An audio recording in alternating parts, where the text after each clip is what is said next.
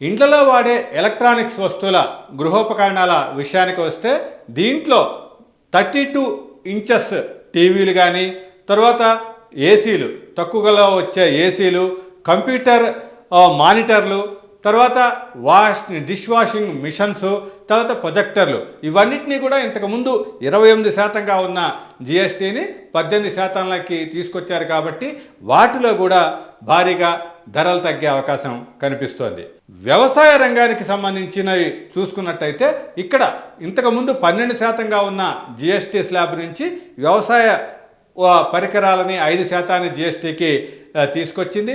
దీంట్లో ట్రాక్టర్లు, విడిభాగాలు, టైర్లు, తర్వాత పెస్టిసైడ్స్, డ్రిప్ ఇరిగేషను, స్ప్రింక్లర్లు, ఈ వ్యవసాయ పరికరాలన్నీ కూడా 12 నుంచి 5% స్లాబ్ రేటుకి వచ్చేటప్పటికి దీంట్లో రైతులకైతే బాగా భారీగా ఆదా అయ్యే పరిస్థితులు అయితే కనిపిస్తున్నాయి. ఈ మొత్తం మీద ఈ దీపావళికి ప్రధానమంత్రి శుభవార్త అందిస్తానని ముందే శుభవార్తనైతే అందించడం జరిగింది. ఇది సెప్టెంబర్ 22 నుంచి అమల్లోకి రానున్నాయి.